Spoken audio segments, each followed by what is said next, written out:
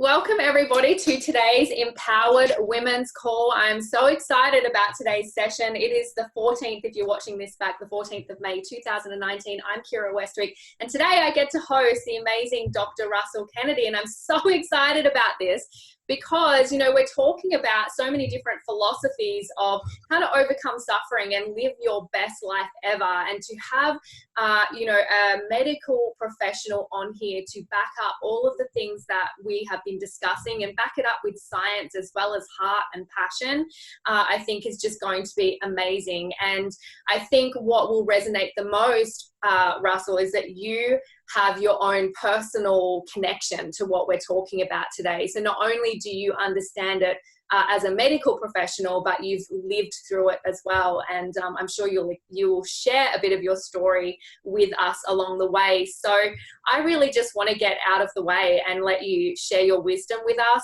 If there's any questions or anything that pop up in the live, I'll keep an eye on that. And I'll just, one thing I know that we're going to chat about today is that, obviously there are some, mental conditions that have their own place, which, do require medical intervention. But so much of what is going on in the world today, we have power over. And, we can either choose to go on suffering in life and also recognize that some suffering is part of the human experience, and that is actually normal to have feelings of stress and anxiety, but how we can actually empower ourselves with different tools and resources to overcome them so that we can live in a more beautiful state.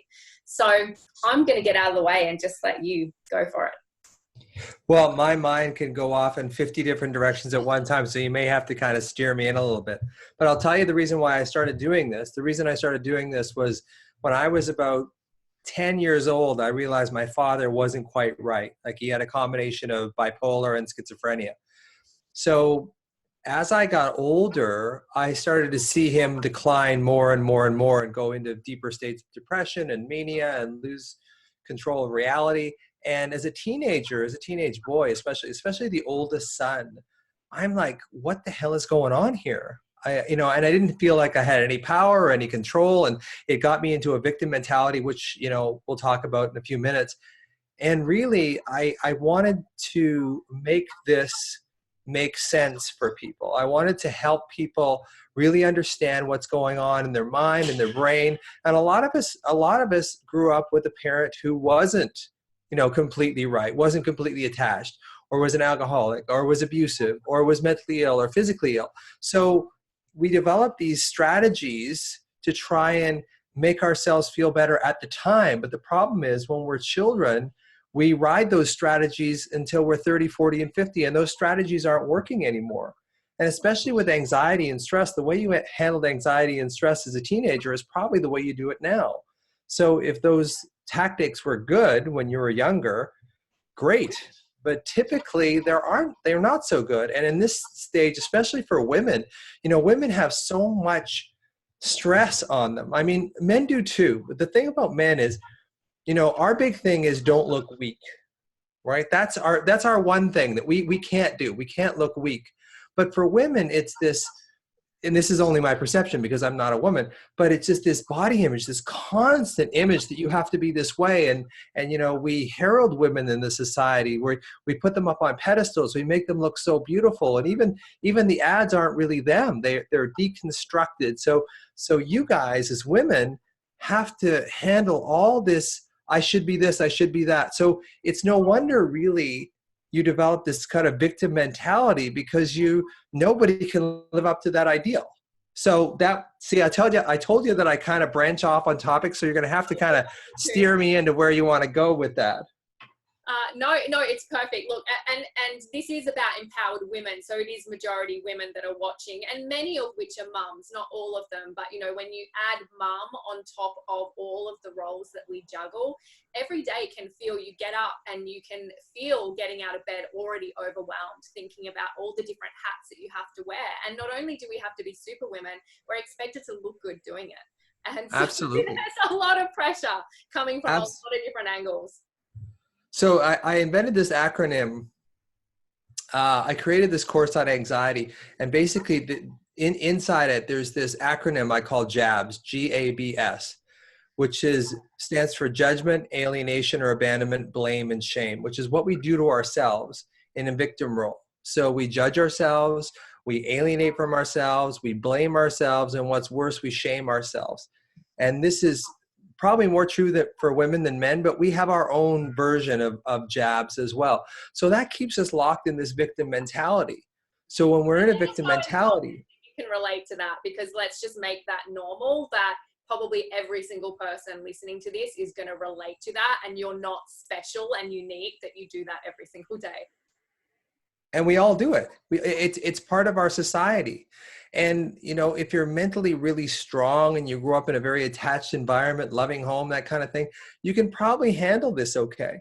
But if you didn't grow up in that kind of loving state of environment, or you didn't get all your attachment needs met, which basically no one does, there's no perfect parents out there, is we develop these little chinks in our armor.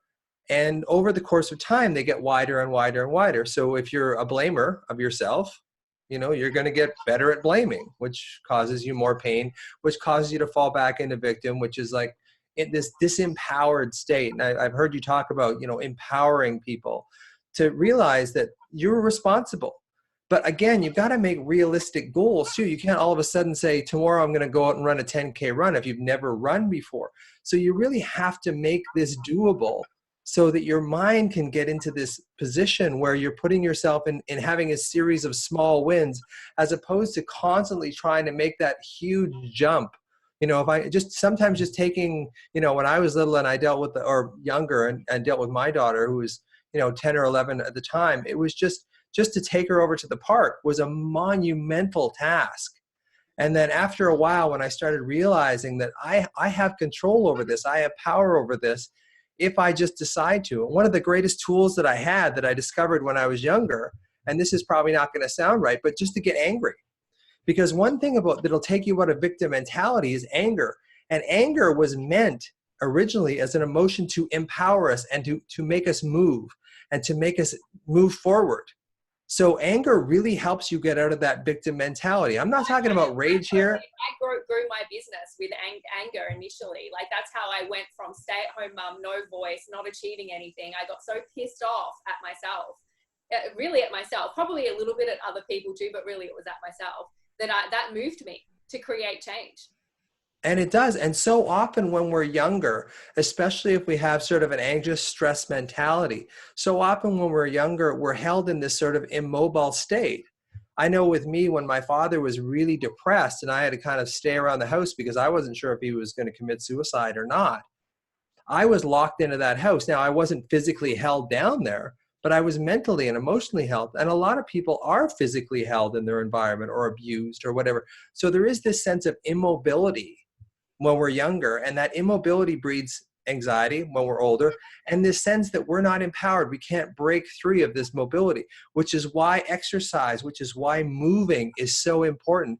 And anger is one of those things that can kind of get you up off of the couch and move out of that victim state. And that's what it was originally designed for, I believe, in human beings, was to have this anger state that we could lock into and go, okay, I'm not going to be a victim anymore. I am going to use this negative, quote unquote, energy to move forward, because when I was younger, I felt completely immobile. So now getting my message out there, which has not been easy for me in a lot of ways, is really, it's one of those things that anger has been, like you, one of those things that I have used to mobilize me. Because when I was younger, that immobility, that feeling like I was frozen in my own house, really disempowered me. So sometimes you need an energy that's equal and opposite to get out of that. Mm-hmm. And so I'm really interested to know, let's just go back a little bit, because I think it'll be powerful for people to know what your journey was in terms of medical treatment that didn't work, and what inspired you to search for other ways to heal your anxiety. Oh, you name it. I did it. I did psychotherapy, EMDR, CBT, tapping, you know, you name it. I pretty much did it. I did ayahuasca, MDMA, LSD, not to get high, but just to examine my brain, because I have a degree in neuroscience as well as medicine. And I've got advanced training in developmental psychology. So I'm really curious as to how our brains process information. And on top of that, I'm curious as how to relate that to people so that they can empower their own selves and overcome this anxiety, depression, OCD, eating disorders, all this stuff that really is this self-punishing part of it. So for me, probably when I was about 19 or 20, I really started to realize that my mind wasn't quite right.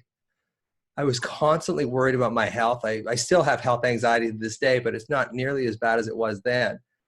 So what I would do is I would go see psychiatrists and psychologists, and all this talk therapy never really seemed to jive with me. But I did it for, 20, 25 years, along with a bunch of other therapies too. I became a yoga teacher. I did all these psychedelic medications. I did sort of EMDR, tapping, you name CBT, you name all the therapies. I did it, but I wasn't really getting a whole lot better. And then I realized I got a physician heal thyself. I had to take matters into my own hands and start really working on it. So I had this experience with LSD, my only episode with LSD in 2013. I'd lived in India for about 6 weeks before that, just trying to figure out the spiritual side of anxiety and how that worked. And I came back kind of disillusioned.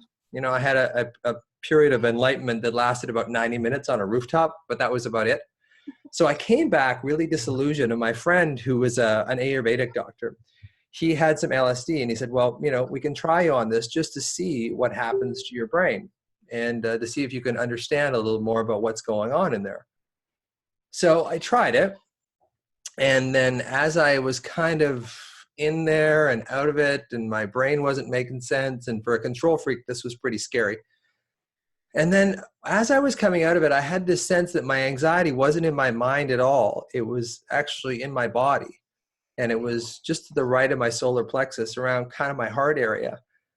And when I had that realization, I thought, why am I doing all this work? Why am I doing all this talk therapy, this constant cognitive talk therapy, when really my anxiety is this sense of alarm that's been locked in my body since I've been, 12 years old, watching them take my father away in an ambulance. So I really had to look at that and go, okay, why am I treating my mind when maybe the problem with anxiety and stress to some extent is this energy that's locked in my body? And I realized as a medical doctor now and a neuroscientist, I want to have a seizure when I start talking about this more ethereal stuff. But I realized that it was really important for me to localize that alarm and start feeling it, and start, rather than going up into my head, which is basically what I think we do as human beings when we're younger. It wasn't safe for me to be in my body. It wasn't safe for me to walk around my house and just know that my father was either manic or depressed. So what I did was I went up into my head and I tried to figure things out with my head over and over and over again, which of course is going to make you anxious and drive you crazy, which is what it did. And then when I was, I guess, I don't know how, this would have been 2013, so I would have been 53, I guess. Yeah. And I just realized that the anxiety is really in my body. It's not in my mind at all. It reflects through the mind. The anxiety that I feel, the alarm energy that I feel in my body reflects through my mind. But it's actually really this energy that's locked in my body. So that's when I started doing more exercise, more yoga, more breathing techniques, more things of just trying to make friends with this sense of alarm and just feeling it and allowing myself to go back into the body and feel it, as opposed to constantly trying to think my way out of a feeling problem, which is impossible. You can't think your way out of a feeling problem. So I had to really find a way, and I did it on my own because there really isn't a whole lot out there now, unless you're going to go really woo-woo and go into some of the more, touch-based or sort of energy-based, which I'm fine with. But it wasn't really until I decided that I was going to feel this pain and decide that I wasn't going to change it by trying to think about it. If I just sat with it and didn't make a story about it, I found that I could kind of get around it. And then on top of that, taking it one step further, once I got there and then just became more compassionate to myself and understood myself and talked to myself in this sort of understanding way, saying to my, 10-year-old self, Russ, it must have been really hard for you watching watching your dad just disintegrate like that, like watching him just descend into depression and mania and psychosis. And just sometimes, sometimes we have a hard time. There's all this talk about inner child work or younger self work or whatever. And I think it's really true if we can connect on some level, because when I initially started talking to my inner child, like, okay, I got to talk to my inner child now, it felt really disingenuous. It felt really fake. But then when I got it together and said, hey, it must have been really hard when you were 12 years old and you were being bullied in school. It must have been really hard to see your father really, decline like that. It must have been really hard seeing your mother really break into tears when there was nothing she could do for your father, and you relate to your younger self that way. And now you have a connection. Now you have a little bridge.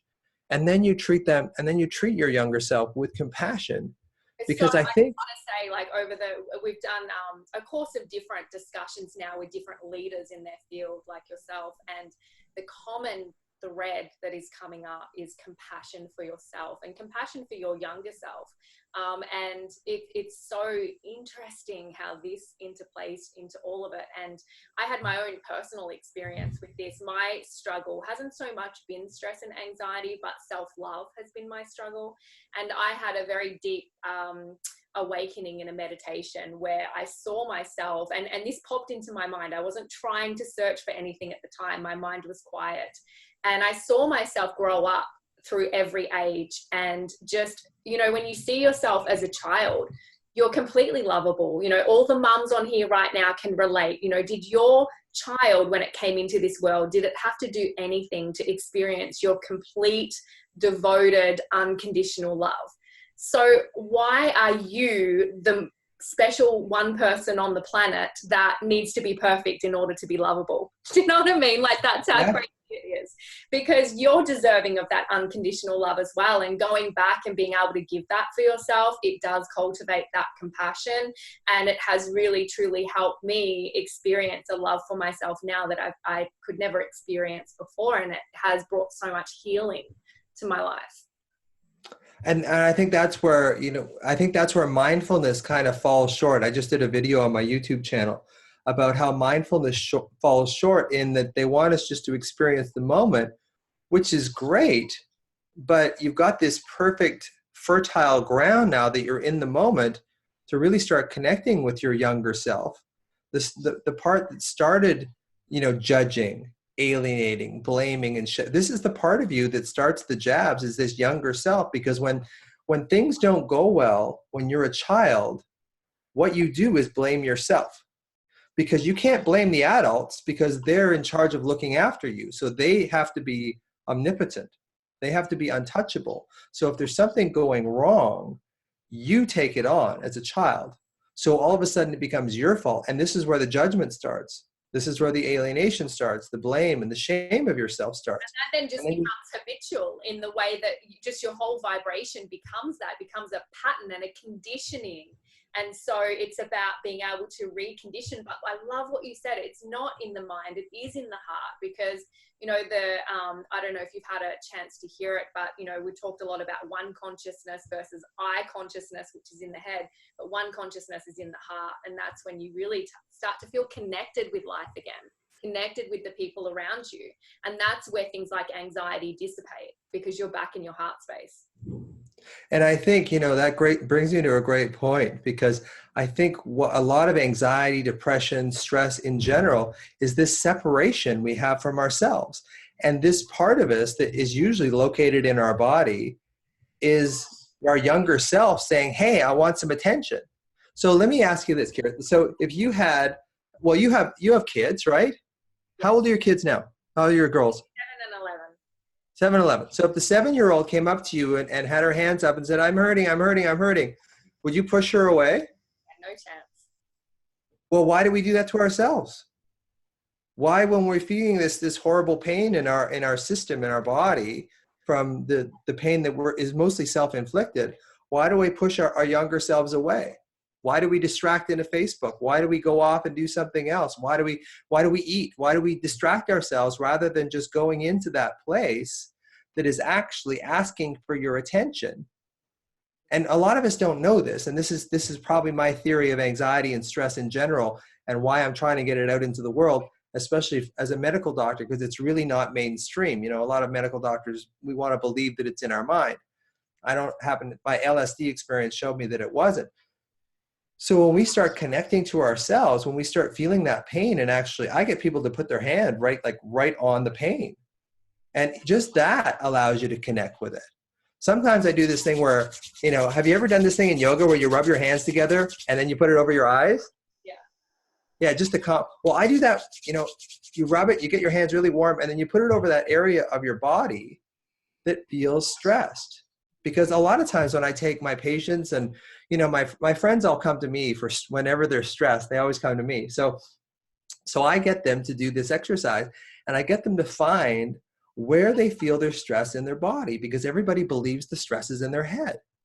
And I believe your stress is locked in your body, because sometimes when I'm teaching a yoga class, people will just all of a sudden spontaneously start crying, not because I'm a bad teacher, I hope, or because they're doing a tremendously difficult pose. It's just, it's opened up a part of their body. And we have this saying in yoga, we have issues in our tissues, right? So it's getting in connection with that part of our body. So I say to them, where do you feel this stress in your body? It's like, well, I don't, it's all in my head. It's like, no, just for a second, you know, and just maybe just you or your people who are listening or whatever, just for a second, think of something that stresses you out.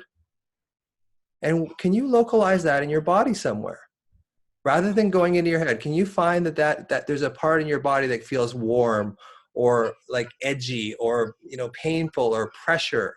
Can you find a place in your body that has that sensation? Because a lot of us, we get sidetracked by our brain. Our brain will always override because it goes way faster. The rhythm of our mind is way faster than the rhythm of our body. And because we live in this society that prizes speed and efficiency, and we got to do it. We got to get this going. We got to get this all done, especially moms. So when you focus on the rhythm of your body instead of the rhythm of your mind, you actually start changing that source of anxiety, depression, OCD, eating disorders, all that. That's where it is. It's in your body. It's not in your head. So once you start connecting with it, then you can actually have a start to change it. But if we don't connect with that place in our body, it's just going to yell louder and louder and louder and louder. And we're going to misrepresent it like it's in our mind, but it's not in your mind. It's in your body.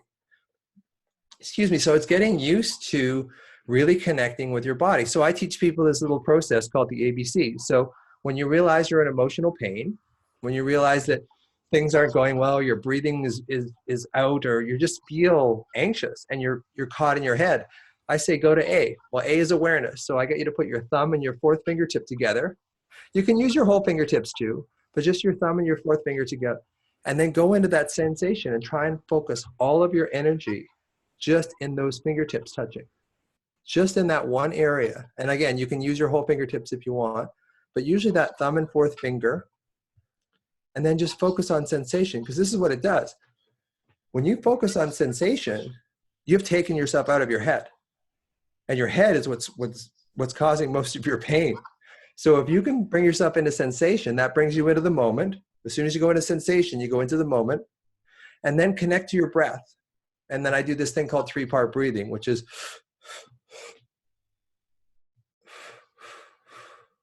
so you breathe in 3 times, each expanding your chest, and then you hold at the top, and then you hold at the bottom. So hold,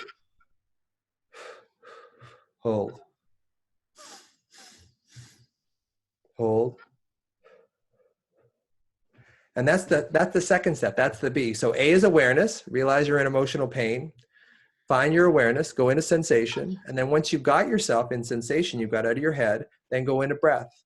And then focus on your breath. And that'll bring you into the moment and even more solid foundation in your body. And then C is compassion for yourself. Focus on the great things about you. Focus on what you're grateful for about yourself. I have this thing from my wife that I keep posted above my writing journal. And it says, Russ is loving, kind, considerate, supportive, intuitive, creative, fun, smart, attentive to others, handsome, generous, and a very special person. So I keep this in where I can see it all the time. And you have to do that to yourself. So it's this 3-step process when you get into stress is A, for awareness, realize that you're feeling uncomfortable and alarmed. So you go into this. So you get out of your head. You can't beat your thoughts on their own turf.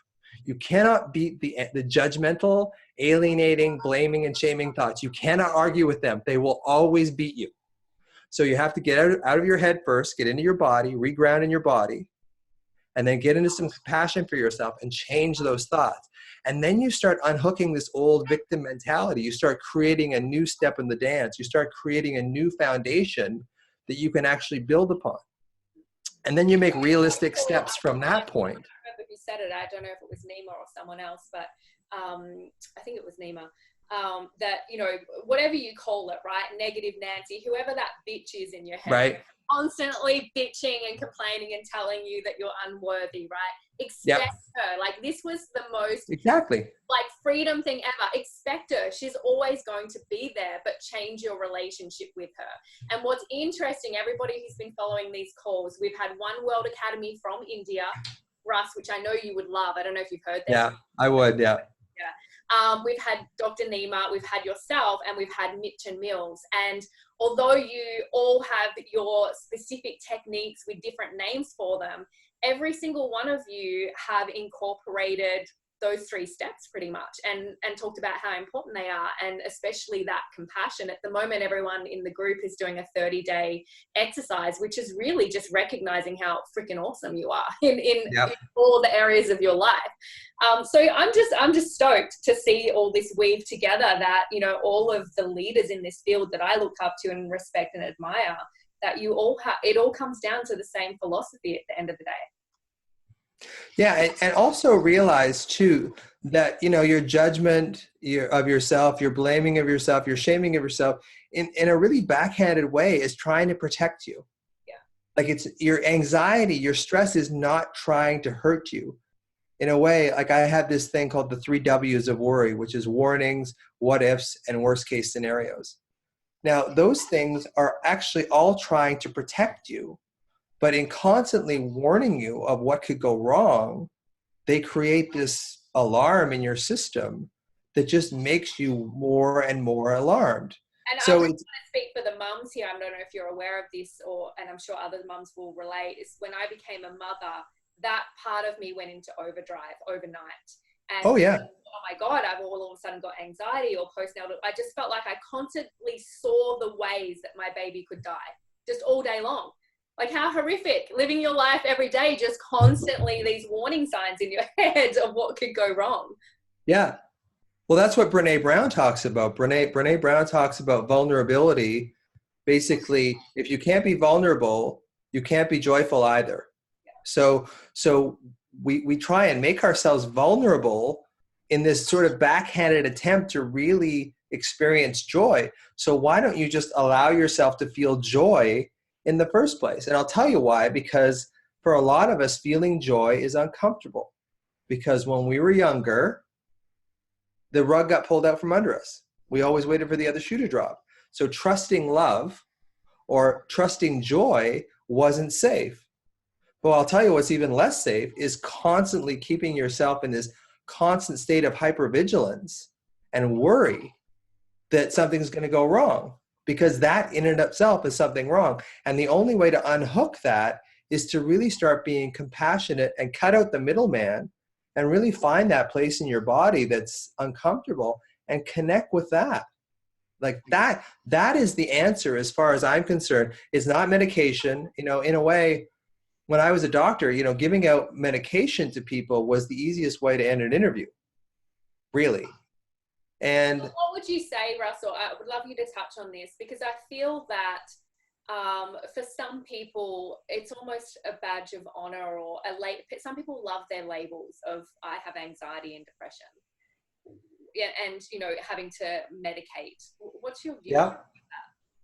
Well, there's so much uncertainty. You know, that I think that's why we develop depression and anxiety initially, is when we're younger, a lot of us had a lot of uncertainty in our environment. I know I certainly did with my dad. A lot of my friends had sort of alcoholic parents, or just didn't get their attachment needs met. So there was all this uncertainty when we were younger. So when we get uncertainty is a very difficult thing to deal with, but it's part of life. So if you try and not have uncertainty by constantly making a story in your head, because that's what human beings do, is we would rather accept a horrible, uncertain story than we would just leaving something uncertain. And again, Brene Brown talks about this, like no matter how many times you rehearse that call from the school saying your child's been hit by a car or has fallen off and has injured themselves, no matter how many times you try and protect yourself by going through that conversation, it doesn't do anything.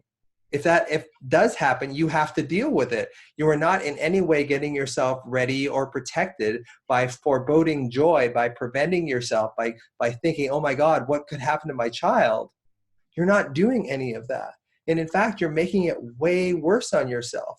It's a lot better for our mental and physical health if we just accept uncertainty. But for a lot of us, accepting uncertainty is really, really hard. And especially if we try and do it through thinking therapies. Because again, you can't beat the thoughts on their own turf. You cannot beat your mind at its own game. It will always crush you. So it's getting out of your mind, getting into the moment, getting centered, getting grounded, getting compassionate, getting grateful for yourself.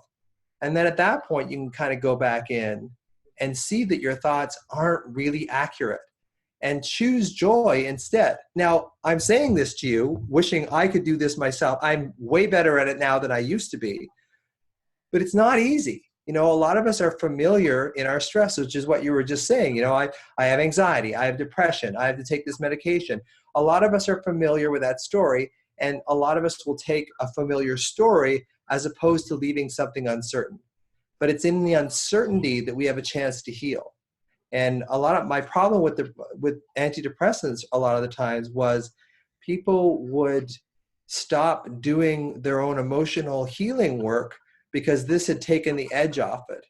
Now, I also realize if you got 2 kids and you have to function, like take the medication, but also try and get yourself into a social network that starts to allow you to heal. And this is one of the other problems with anxiety and depression, is that one of the faults in our wiring as human beings is that we start to isolate when we feel anxious and depressed and judging ourselves. And the very thing we need most, and my mother is like this. My mother, she has a real anxiety issue. And when she associates with other people, she's great. But to get her to associate with other people is incredibly difficult. So I find it so frustrating for her, knowing she'll phone me up going, oh, I'm really anxious today. I'm really having a hard time.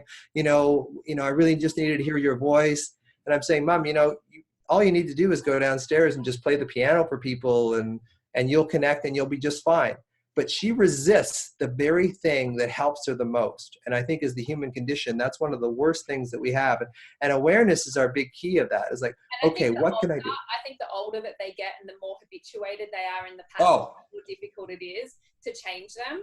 And so like what I want to say to the women who are watching, the majority are probably sort of in my age group, is that I think so many people are put on medications who are experiencing symptoms of depression and anxiety, like they really are, but they're living in life circumstances that produce that. And medication isn't always going to be, the best or first, or should it be the first option? Sometimes you just need to change the environment that's making you anxious or depressed. Quit the job that you're hating and that's sucking the joy out of your life. Leave the relationship that isn't serving you, or like you said, sometimes just I used to isolate myself rather than be around people that, bring joy and love and connection into my life, rather than being in my head all day long, becoming present to the moment with my children. That cultivates love and joy. Like there's so many things that should be, harnessed and looked at first. Yeah. And I think that's what frustrates me is often those things are not considered at all. You go to the doctor, you say, I feel sad, you get a script, and there is no discussion over why you feel sad, and that it's probably a normal part of human suffering, that if your life sucks, you're going to feel sad, but you have the power to change it. And I think that's it too. I think a lot of the time with anxiety and depression, we feel disempowered. We don't have that ability. And I'll tell you, as a medical doctor, we're not trained for most of us. I left the system, the medical system, because I only had 7 to 10 minutes with every patient. And I realized that I've always had this sense of intuition. I do these kind of anxiety intuition consults with people. And I see things into their past. I see things that go back generations with them. I see where their anxiety comes from. That's my gift, is to be able to intuitively see that. Now, those patterns, I don't know if you want to get into it, might be a whole nother conversation, but those patterns are passed down in our DNA. Like, oh, absolutely. Yeah, there's some studies that they've done on animals where they, create a certain, outcome, and that outcome will come through in generations to come in how they react and respond to stress. Well, here's one from Emory University. Like Mark Willin, my friend Mark Willin, who, when he comes to Victoria, we play guitar together upstairs. I've got like 7 guitars upstairs. But he wrote this book called It Didn't Start With You, which is just an amazing book. It's all about inherited family trauma, about how we inherit trauma through our sperm, through the egg. But there's this great study at Emory University where they took rats and they exposed them to the smell of cherry blossoms. And at the same time, they gave them a mild electric shock. And then those rats had pups, and those rats had pups. And then they took the grand pups of the original pups that were exposed to the cherry blossoms, and they exposed them to cherry blossoms, the smell, and their stress response went through the roof. Now, they did not grow up with their grandparents. They did not even grow up with their parents. So something had to be transmitted through their DNA or through their whatever energetic profiles go through, that allowed these 3rd generation rat pups to react to something that their grandparents learned how to react to. So and there's all sorts of stuff like this. Like Rachel Yehuda at Mount Sinai in New York does a lot of work with kids of Holocaust survivors and how their DNA is methylated. I mean, the neuroscience, I can go full nerd on you if you want, but I think it's more like, let's keep it kind of friendly in that kind of level, because it's easier for me too. Otherwise my brain just gets so tired of this stuff. But I guess my bottom line is that you have to change your feeling state first, and then your thinking state will change. We spend so much time in this society trying to think positive, to think better. When really it's getting in touch with your own self. It's getting in touch with your own body, creating a relationship with yourself based on touch, based on feeling yourself. And when you feel a little better, you will think a little better. It is so difficult, and I'm sure I'm preaching the converted with a lot of people here, to think differently than how you feel. It is extremely difficult to do that. So it's learning. And this is what allopathic medicine teaches us. It teaches us that we can change our thoughts, which will change our body, which it will. I'm not saying it doesn't, but I'm saying if you have the choice of changing your feeling state first, your thinking state will change, and that will be permanent. That's why the I am statements, and we did this with I actually used Dr. Nima, a thing that he taught me, the FU method, which is using that anger to create a move, right? And so your I am statements using the FU strategy, which you can go back to our first recording if you haven't seen it, it is I am statements, but you use feeling to actually connect it to something that means something and moves you.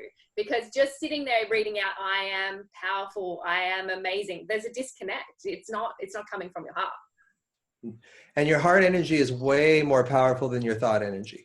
Way more powerful. So that's why if you're trying to lose weight, if you're trying to, go to an exercise, and that is, if you can feel the gratitude that you have for that, and the other thing I want to say is I was listening to your last week podcast too, and just changing the words sometimes, like, I have to go exercise today. No, you change one word in that. You say, I get to go exercise today. Yeah. I get to take my kids to the park today. It's interesting. I injured my hip in India meditating, which is another story, last year. And I couldn't go to the gym for 12 months. And up until that point, I'd become sick of the gym. It became a task. And since being able to go back for the past 5 months, every day I am filled with joy that my body can move. Like I Absolutely. Go now. It's not I have to anymore. It's like I am so thrilled that I have mobility and I'm pain-free again. And it's a whole different feeling to be there. And sometimes we have to go through that too, Kira. It's like sometimes we have to just go through the crap before we can get into, and if you're going through a really hard time now, it's usually the really hard times that lead to and I know it sounds a bit Pollyanna and a bit sort of positive psychology, but it's usually the hardest times that we go through that have the greatest opportunities for growth and change, because people don't change without pain. And that's, as a doctor for 25 years, I know, and you were talking, and this is funny because you were talking about this in the last week about how doctors don't give lifestyle changes. And we don't, because we know people won't follow them. Yeah. Like, and that's the, like, we know it's like, okay, well, you got to change your diet. You got to do this, you got to do that. And the other thing about doctors, and this is my favorite saying about doctors, is when you're a hammer, everything looks like a nail. So if you are used to using medications as your go-to, which we do as medical doctors, everyone's going to look like, you're going to look for what medication can I use in this particular person. And getting back to what we were talking about earlier, we're not trained. Most doctors are not trained in mental illness. And most doctors are, you know, we're kind of tough. We're kind of like Navy SEALs in a way, like to get through all that training and to stay up 36 hours and all that. We're training, we weed out the people who are mentally not that strong. I don't know how I made it. I really don't know how I made it. Anyway, that's another story. But what happens is that we get this sort of mentality about mental illness is, oh, that can't happen to us, despite the fact that doctors have like the highest suicide rate of just about any profession. That can't happen to us. And we're not good at dealing with it in our patients. And it takes way too much time. So the reason why I had to get out of it was someone would come into my office with fibromyalgia or irritable bowel or something that I knew was probably childhood trauma. So I would talk to them and I would see that in my mind, in my little psychic mind, or whatever you want to call it, intuitive mind, that they were beaten as a child, either by a parent or a caregiver, or they were physically, emotionally, sexually. I can see it. Now, as a doctor, when I look on my monitor and I see that there's been somebody waiting, the next patient has been waiting 2 hours and 14 minutes to see me, every instinct that I have is to go into that person and try and make them feel better. Try and understand where they came from, why they're feeling this way, and validate their feeling.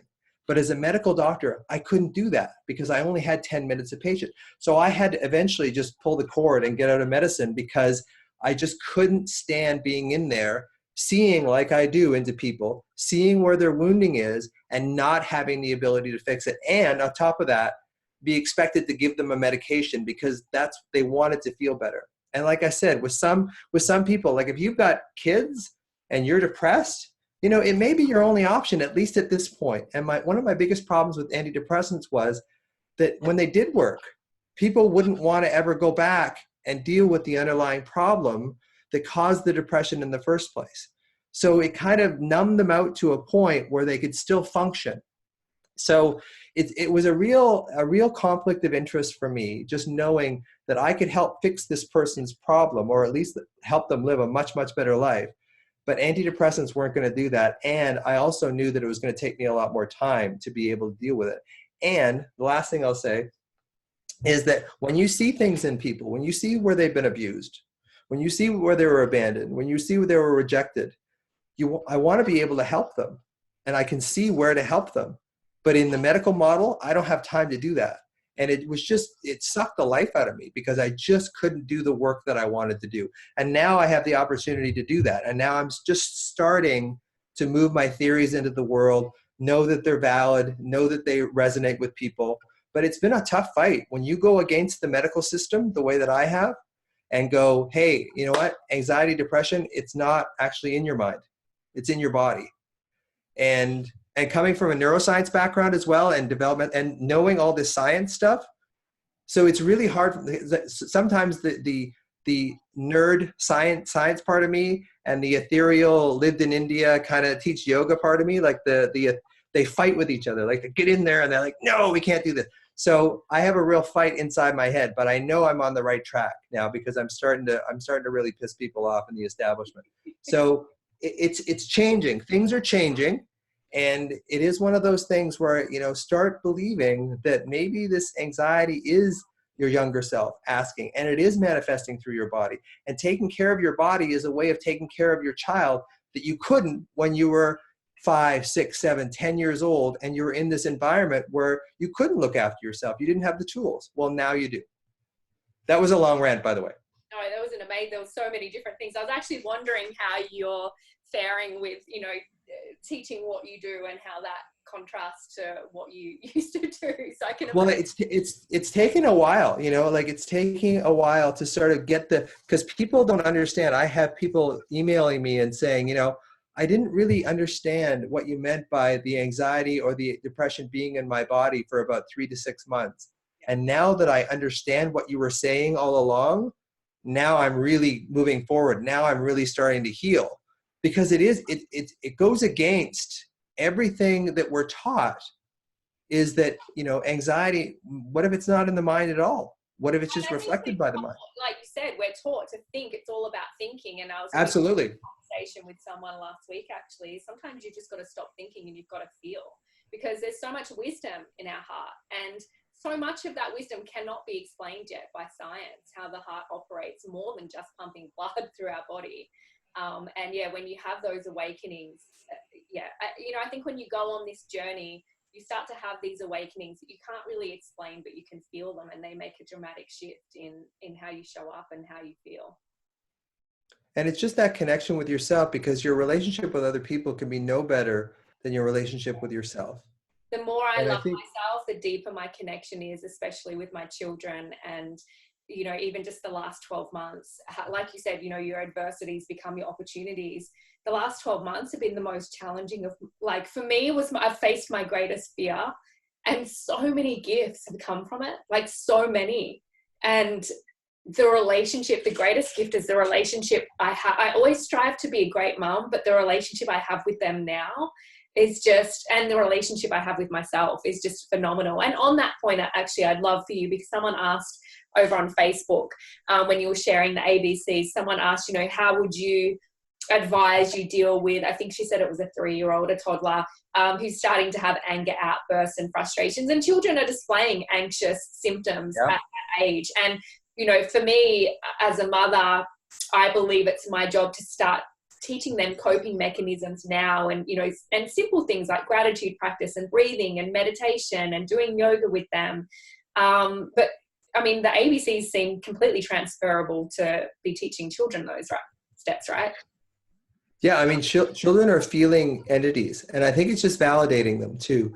A lot of the kids that I dealt with, they went out of control because they weren't feeling like they were being seen and heard. That's like my wounds that I've worked on for the last 5 years. My wound in life, some of you may relate, is not being validated, not being heard. And what's interesting, the gift that has been, Russ, is that from the day my kids were born, I tell myself I will hear them. So when they cry, when they're angry, even when they're being little rat bags, and they, you know, part of me thinks you don't even deserve to be heard, and you're not even right. I still hear them, let them know that I hear them, even if I don't believe they're in the right. It's so important to validate them. Absolutely. And they're really feeling beings. You know, there is something called the social engagement system that we have in our brain that develops when we're children. And it focuses on eye contact, tone of voice, body language, that kind of thing. And this is one of the things that we're losing with our kids, with all these screens and the laptops and the iPads and the phones. We're losing this face-to-face contact. So with kids, especially when you're talking about the 3-year-old, it's really important to make like eye contact with them, even touch their chest, even hold their chest, even get them to put their hand on their chest. I know sometimes when you get a raging 3-year-old, there's really not a whole lot you can do. But if you go in there with that idea, that feeling, like no matter how uncomfortable this is, I'm going to see them and hear them. And you'll be amazed at how much that's all they want. I mean, that's all of us want, even as adults. We just want to be seen and heard. And the reason why kids act out is they feel like they're not being seen and heard. And I have this myself. Like when my mother, I love my mother. She's amazing. I'm kind of slagging her a little bit. But she grew up during the war, so she didn't like any sign of any kind of loud noises.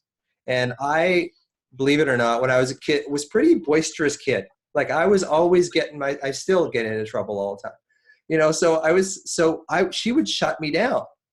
And I would be all of a sudden, you know, going to go into some sort of karate move. And she'd be like, no, stop that. Stop that. So, of course, I just acted out more. I just freaked out more. So to this day, when anyone ever tells me I can't do something, I go nuts. But at least now I know when I overview, using one of Nima's terms, when I overview it and I look at it, I go, this is your old wounding. This is you not being able to act out, because my mother was in a bomb shelter. So when bombs came close, any noise would really shake her up. So me being a noisy kid, she would shut me down. And of course, for me, that was, not being seen and heard. So I freaked out. So now when anyone ever tells me, you like, quiet down, you can't do this, whatever, I go nuts, but I know it. And I realize it now that I'm going to do it. But I'm just saying to the mother of that 3-year-old, if you can, I know this sounds kind of like, positive thinking and that, but really all the kids want is to be seen and heard.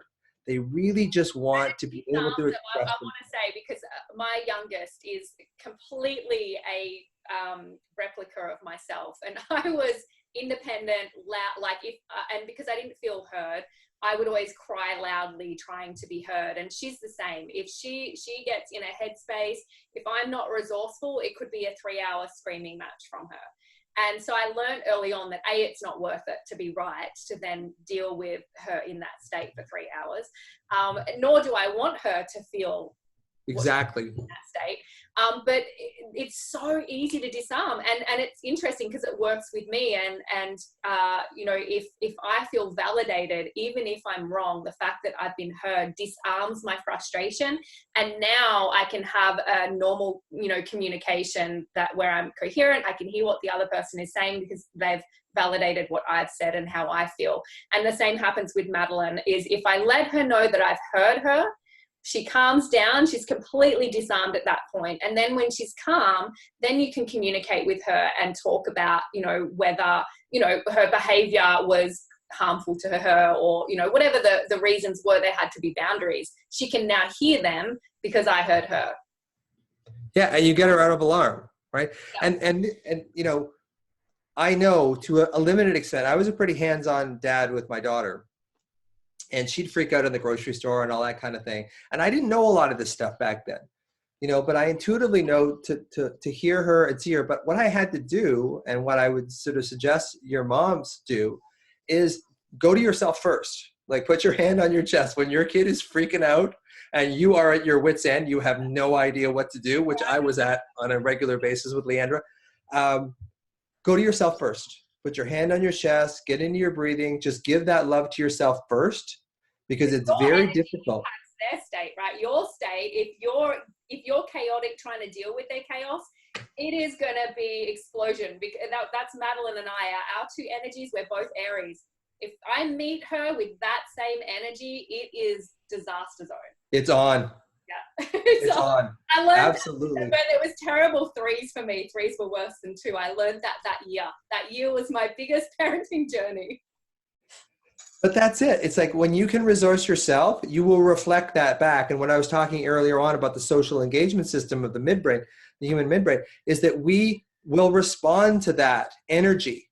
So if your child is freaking out and you're freaking out too, the whole thing will go until you reach, destination, which is both of you have exploded all of your epinephrine, all of your cortisol, and now you're both spent. And now you're kind of driving home in the car and you're like, sorry about that. I kind of lost my mind.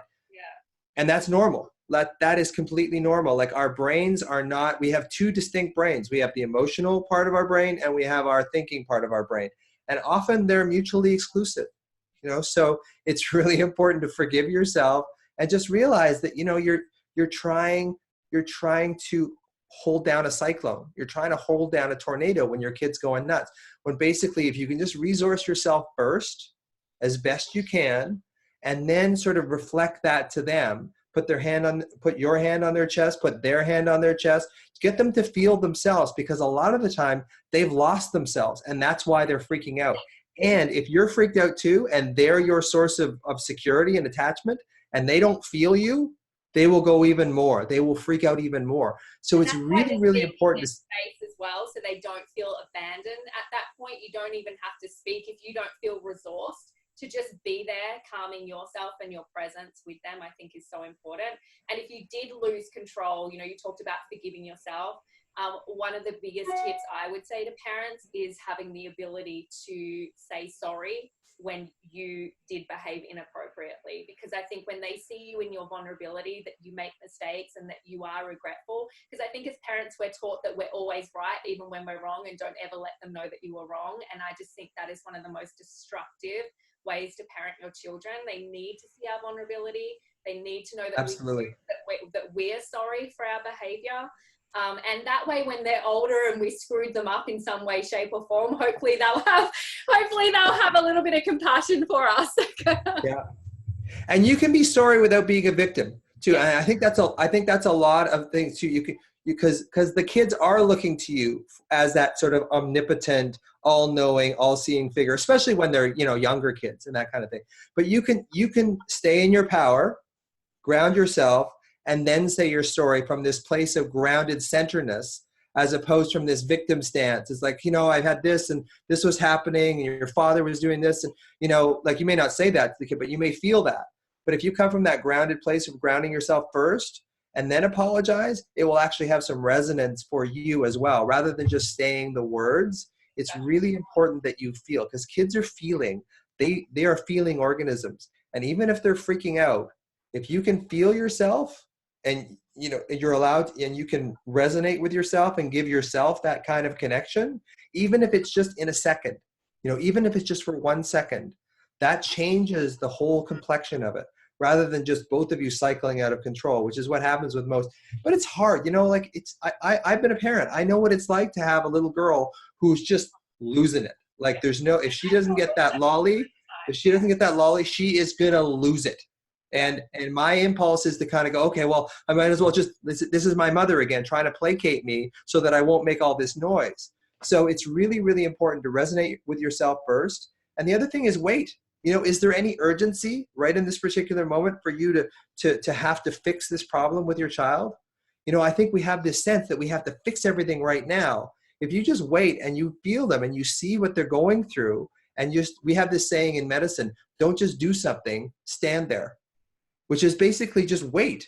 We have this urgency all the time that we have to really, do something now. It's like, no, you can, as long as you're resourced, you can wait.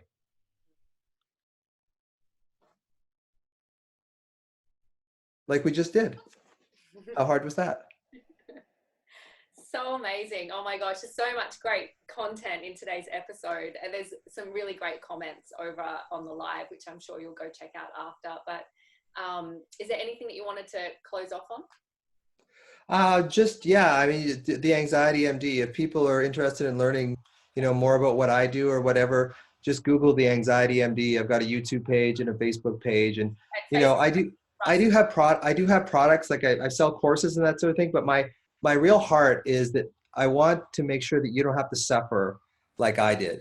I went through 25 years of, talk therapy, and nothing really worked until I started using these things. So there's lots of free advice on there. I'm not really doing this to make money. I'm doing this so that you don't have to suffer like I did. I want to give you the tools that aren't out there anymore, or aren't out there yet, that really help you kind of overcome a lot of this stuff. Because a lot of what we're taught in mainstream therapy isn't accurate. And I'm not against therapy. I believe we definitely need talk therapy. No doubt about that. But we need to come from more of a feeling state to heal ourselves. You got to feel it to heal it. And you can't think your way out of a feeling problem. So yeah, thanks, Kira. I really appreciate the opportunity. I really appreciate chatting with you. It's been great. Thank you. Oh, thank you for jumping on. Are you on Instagram? Because I couldn't find you before. What's your Instagram? I'm a bit of a dinosaur that way. I have my website, I have my YouTube channel, my Facebook page, and I'm just trying to get going with Instagram now. So over the next month or so, I'll start to put more stuff on there. But it's the Anxiety MD as well on Instagram. I just haven't got a lot of stuff on there yet. Okay, great. Because everyone will tag you over on there once you're on there as well. So sure. Thank you so much. If you guys have gotten value out of today, then make sure you share it with some people that you love in your life. Because I think even if you're someone, as I said, when I was advertising what we're chatting about today, so many of us, I think all of us, can resonate with having bouts of anxiety and stress. I mean, it's part of daily living. So whether it's something that you have a severe case of or just mild from day to day, the ABCs are so incredibly helpful just to becoming present and just experiencing a more joy-filled life. So thank you so much for your time. It was just beautiful to have a medical professional on here just to back everything that we've been talking about over the past few weeks. And hopefully we'll be able to have you back again sometime soon. That'd be great. Thank you. Guys, make sure that you subscribe to the YouTube channel and join the Empowered Women's Facebook group, where we'll be sharing more of this kind of wisdom, as well as different exercises that we take you through every week. So thank you so much, everyone. And I hope that you guys have the best day ever. Thanks so much. Thanks, Kira. Amazing. Really appreciate you. No problem at all. Loved it. Thank you.